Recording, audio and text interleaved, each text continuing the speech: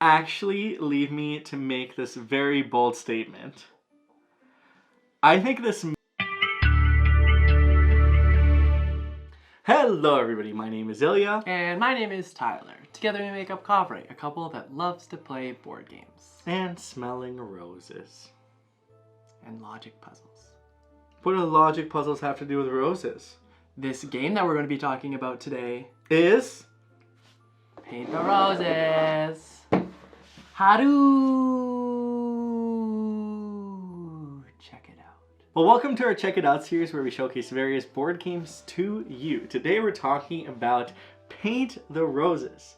Now this one's designed by Ben Goldman, illustrated by Jacqui Davis, and published by...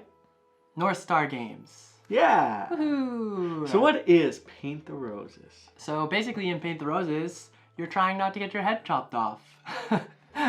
Basically, you're the Queen's gardeners, and you're going through the garden making sure that everything fits the way that she likes it to. And you're doing this through placing tiles, and once you've placed all the tiles and you haven't got caught, got your head chopped off, you're doing well and you'll win the game. But let's take a quick look at how to play. You'll begin by setting up. You'll place a garden board on the table with the gardeners on space 0, Queen on space 44, and the white rabbit on the icon between spaces 9 and 10. You'll then place the starting shrub tiles on the corresponding spaces. You'll shuffle and place the 3 whim decks above the player board, and set up the greenhouse by drawing 4 random shrub tiles from the bag. Now each player will get 6 clue tokens of the same color, and have to choose one of the whim cards to start off with, although only one player may have an easy whim at a time. The starting player will get the greenhouse, and now you're ready to play. In Paint the Roses, your goal is to fill the garden without getting your head chopped off by the Queen of Hearts. You'll do this by placing tiles, giving clues, and solving the whims of each other. Now let's go over the turns. On your turn, you'll go through these phases in order. Place a tile, place clue tokens, guess a whim card, move the queen, and then replenish. When you place the tile, you'll take a shrub tile from the greenhouse and place it in any of the unoccupied spaces in the garden. This will allow clues to be revealed across all the players' whim cards. Which brings us to the second phase, placing your clue tokens. When that shrub tile is placed, every player checks their hidden whim card. If a symbol on the new shrub tile and a symbol on an adjacent shrub tile exactly match the player's whim card, you'll put a clue token on this newly placed tile. Now multiple clue tokens can be placed for multiple matches on that tile. You're also able to take notes on these provided note cards, which can help you decipher some of the whims of your teammates. The third phase is guessing a whim card. The team must guess at least one player's whim card during this phase. It can be any player's whim card, including the active player. Players are free to discuss the whim cards of others, but cannot discuss or contribute to your own. A guess is only correct if the team has correctly identified both symbols on a whim's card. Now if you guess correctly, you'll advance the gardeners on the score track the number of spaces indicated on the bottom right of the whim card that was guessed. You'll then return the clue tokens used for that whim card back to that player's supply, place the whim card face up in the discard pile. If the gardeners then pass the white rabbit, you'll add a flower token to the queen and move the white rabbit to the next icon. You'll remove the white rabbit from the game once the queen has all 4 flower tokens. The team also has now the option to guess another player's whim card after each successful guess. But if a whim card is guessed incorrectly, this phase ends immediately. Do not reveal the whim card that was guessed incorrectly, as this is kept secret until accurately guessed. The fourth phase is moving the queen. After players have finished guessing, the queen moves clockwise around the board according to her speed. However, if the team guessed incorrectly, the queen doubles her speed. Now the queen's speed initially is 1, but as she obtains flowers, her speed increases by 1 for each flower. Now if the queen ever catches the gardeners, you lose the game immediately. The last phase is the replenish phase. If you're still ahead of the queen, you'll take the following steps. Everyone who needs a new whim card takes one. Everyone must have at least one at all times, and only one player may have an easy whim card as a reminder. You'll then draw a random shrub tile and add to the greenhouse, and then pass the greenhouse to the next player. Now you'll continue playing until you're either caught and lose the game, or you fill the garden and the queen has not caught you, at which point you will win. Will your team of gardeners be the absolute best, and will your heads remain intact? Snip, snip, snip. No, it's not a schnip. It's a cuckoo. Cuckoo. Is I that guess what it's the axe schnip ship makes? and the gover in the. Yeah, you're trying to like garden. trim the Yeah, that's true. Schnip schnip. So overall, what do we think of Paint the Roses? I really like this game. It's a cooperative game. It's a lot of fun, and it's social deduction. So like, I don't know what more you want from a cooperative game. I do. We really like. I think so. The mix of social deduction, cooperative, tile placement, all the mechanics in this game, actually lead me to make this very bold statement. I think this may be my favorite cooperative game. Dang. I think it just does it so, like, it's one of the best cooperative games I've played. It's extremely smooth. It keeps you at the edge of your seat. All the games are close. There's moments of excitement. Is that too bold? No, I can't think of another cooperative game that I guess is comparable to it, but like I just like cooperative games, and this particularly I like logic puzzles, so it combines two things that I really like. Yeah. So Well, speaking of games you can't compare it to, that you can't really think of, let's actually think of some comparables for Paint the Roses. Do you want me to go first? yeah. Okay. Well, the first one, and I think it also rivals kind of the best kind of cooperative game out there for me, Alright. is The Crew. Yeah. And the reason I'm comparing it to The Crew, I think a lot of the times when I do the comparable section, I actually focus a lot on like the feels the game The vibes. the vibes and the feels, because I'm very much a vibes and feels type of person. And with The Crew, it's very similar, where everyone has kind of hidden, or maybe not hidden goals, because you know what the goals are, but you don't know what's in the hand. And it's hard to get to them. You have to So work you're towards it, trying to right. figure out what's in hand and kind of trying to deduce information between you by giving various sorts of clues and playing different cards in order to fulfill those goals. And here it's very similar. Your goal is to fill the garden, and you have like a whim cards in your hand that really allow you to get to the inside of the queen. But by playing various tiles in various spots, you give everyone a little bit of information. You give yourself a little bit of information about everybody else. So it's kind of that cooperative experience of let's discover the beauty of the garden together. And The Crew gives me the vibes of let's discover space together. So That's fair, yeah, because That's my instead of comparable. actually like going for I like that. You like it? Like it's almost like the opposite, but it also, like you said, gives the same vibes. it's the same vibes. What Same about you? vibes. What's your comparable? I went more on the logic side of the games, and I'd say Search for Planet X. I love that game. And the reason why I'm gonna say Search for Planet X is basically those logic puzzles where you have to try and like, you get these clues from different areas, sometimes from the other people that you're playing with. It's not a cooperative game, but you're using the information that you're given to try and deduce where Planet X is. And I think that that's what is happening a lot in Paint the Roses, which I really appreciate because it's fun. And what Paint the Roses does, well, not better than Search for Planet X, but it does well, is that it involves that cooperative environment so that everybody can get involved, and then also be able to like still solve the puzzle in a fast-paced manner. Whereas like Search for Planet X, you're kind of doing it on your, well, you are doing it on your own. I like that. That's basically like a good recommendation. If you like the competitive or like the game, but you want something cooperative, you can check out Paint the Roses. Yeah. And if Paint the Roses is too cooperative, you want something competitive, check out. Search for Planet X. Yeah. Yeah. So now in our beloved segment where we tell you why should you check this game out, we go into the depth of Paint the Roses. We're just gonna tell you why you should check it out. Exactly.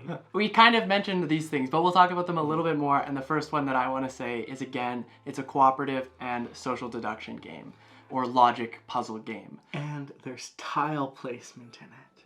Yeah, so it combines three pretty unique mechanics together in this great way that I think is really enjoyable, and it has like a big presence on the table. So it's a lot of fun to get involved with your friends who are particularly interested in logic puzzles in general. I think that this is a great game to like segue them into the board game space. For those people who are like not always there for competitive games, this is perfect because there are ways to play this game that makes it feel more competitive as like a group. Absolutely. But then you're playing against the game instead of against other people, and it feels really great.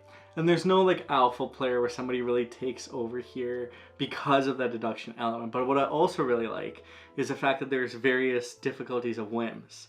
So if you're not feeling very confident in giving a clue, and maybe you're just not on par with what everybody else is, like the mega meta thinking, you can just grab an easier whim or like a medium whim to kind of challenge yourself, but you pick your own pace of what you want, how you want to contribute to this team effort. Yeah, and like, of course, you've got like the game itself comes with these notepads that can help you like kind of write down your thoughts as you go. Obviously, the way that some of the tiles are placed, like you don't get full information based on like new tiles that are placed against tiles that already have clues on them. There's memory factor. Yeah, so you have to try and remember things, and that can get kind of complicated when there's a lot going on the board. So these notepads are actually quite fantastic. Accommodates different types of thinking and learning as well. Exactly. So that's really cool. Yeah. So I think the other thing the game does really well is it provides a little bit of a rush. Yeah. Because it feels, so the queen is behind you this whole time. Yeah. And if she catches up to you, off Game with your over. heads. Game over, you lose. Yeah. And it can be very stressful because if you get the whim wrong, the queen moves double the speed. And in the beginning, you know, it's not a huge deal. She's only moving 2 instead of 1. But when she moves 10 instead of 5... Yeah, it can get a little bit stressful because she hits milestones and her speed increases and it gets scary, and then you are like almost forced to like try and make sure you don't get anything wrong or try harder whims, and then it gets more and more intense. It does. Agree. And I think you're at the edge of your seat the whole time, because then Tyler plays a card, I'm like, oh, there's only 2 options it could be, but if I get, like, what do I do? We have to guess. And you kind of like take that bold push your luck almost, where you're trying to figure out what the odds are. And maybe he took this specific tile. So there's some like really metagaming aspect of that too. Part, yeah. So that's the one I'm the worst at, is like paying attention to what the players like took and what they could have taken. Because maybe there's not a better option out there, so you're just trying to make do. I think the last thing that I would touch on is the modules that it comes with. So that's the expansion. The expansions, yeah. I guess they're not modules, but they're just like, you can play the game with queen cards and then a character card that you pick from, essentially. And that's a lot of fun because they add new elements to the game, and you're basically trying to collect 5 keys, right? To basically get freedom, so you don't have to always serve the queen. Yeah. But I think what it does really need is once you've played the game a lot of times, you kind of get used to the strategy, and it's very similar. So this kind of flips the game on its head. So now it gives the queen certain abilities, like if you play a purple or a yellow flower, she'll move more. So you're trying to avoid giving those hints. But also the various helper cards allow you to kind of help out as well. And they're different characters from the Wonderland world. And yeah, I think it definitely elevates the game quite a bit. Yeah, and it's like a different way to win the game, right? Like the rabbit, for example, is a timed one. So you have to do it as fast as you possibly can. You have 20 minutes. That's stressful. But there are other ones that are not so stressful. You just have to create patterns within the garden or something along those lines. And it's really, really fun. Yeah. So it throws different kicks and mechanics into this already great game. Exactly.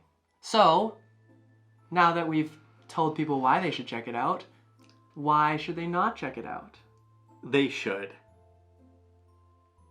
Well, in all seriousness, I think a reason that you shouldn't check the game out is if you don't like those, if you fall off once you're at the edge of your seat and don't like those types of experiences, this game can be very stressful because and a lot of the time, a lot of the pressure can be put on you as the clue giver. Because maybe it just, the way the circumstance works, all of a sudden, whatever Tyler does, we win or lose the game. And sometimes in some friend groups and sometimes in some scenarios, that can be tension, that can be pressure you don't want on yourself. So if you're not inclined to have that, maybe this game isn't for you. Yeah, that's a good point. I think there are definitely moments where you can get absorbed as like the center of attention, and it can be kind of uncomfortable to have to make those decisions and calls. So, but hopefully you have supportive friends to help you. Yeah. And I mean, also remember that it's a game, because like I know that there's been some times where none of the tiles have come up and worked for me, and it just feels really bad. So I guess like if that's something you want to avoid, don't check this one out. So I actually want to talk about a point that you brought out in why people should check it out, and it's kind of that alpha gaming thing, and I think this kind of is in the same vein, maybe slightly different. But I think like if you're playing in a certain group and there are 2 or 3 people that really jive well, like they're on the same wavelength, and then you just for some reason cannot get onto that wavelength, the game feels like you feel pretty left out.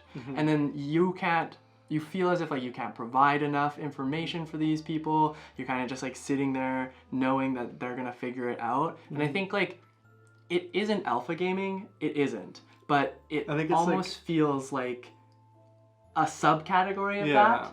I hear what you're saying. So I think like, to me it sounds like if people are very experienced in this game and already have set like a culture of how they play, some like maybe like it is a known fact you have to not consider what they're not taking, and that's a clue in itself. And you're coming in and you've never played this game, and all of a sudden you see people doing this, and you play a tile and someone's like, oh, it can't be this because she did that. Yeah. And then all of a sudden it is that, actually, and you're like, oh, he just said it can't be that, but it is. No.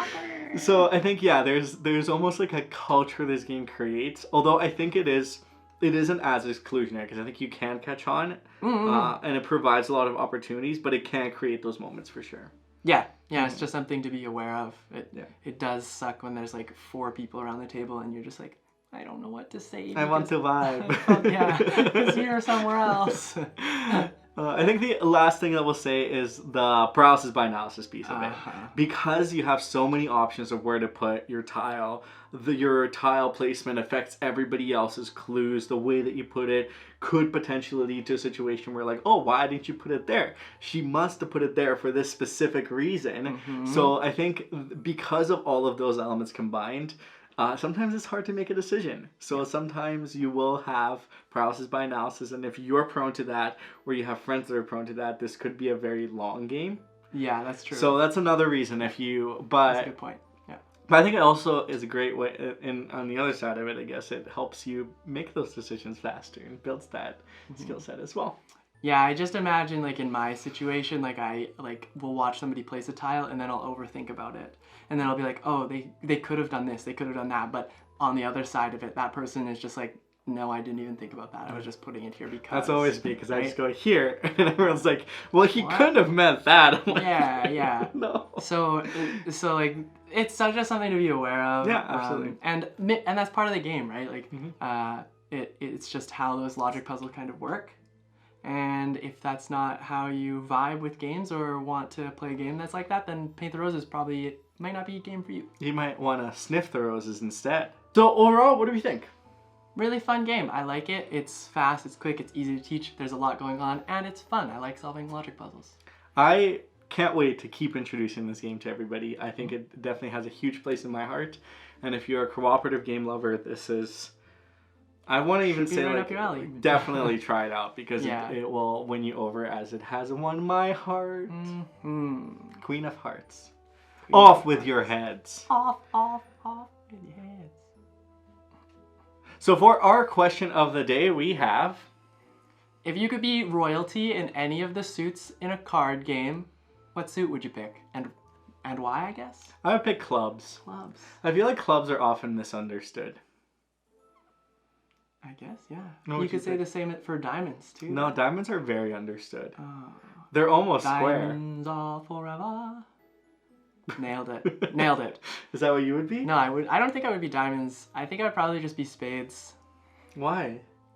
Spades is upside down heart. Do you have upside down heart? Yeah, I used to play hearts all the time, and keeping the queen of spades is just like not something you're supposed to do. And if you win it, it's like, if you win the trick with the queen of spades, it's like not good. So. But did you play spades? All the time? No, I didn't play spades all the time, so I don't have as much of an appreciation for spades, I guess. So that's why I would pick the royalty. So you'd want to be something you don't appreciate? That I don't understand. It's not that I don't appreciate them. Okay, well, let us know your answer down in the comments below. And you know what to do. Hit that subscribe button, hit that thumb up. Help us by commenting on the video and engaging with our content, because it helps all those magical algorithms bring more people into our fold. Exactly. We love having chats with you folks about board games, and we always enjoy chatting with you no matter what it is. Yeah, and if you played Paint the Roses, let us know. Tell us what you think. Is it your favorite cooperative game? Is it the best cooperative game? Is there one out there that rivals it? Or... I must play it. Who knows? But until then, Good boy. This is us checking out. I already said goodbye.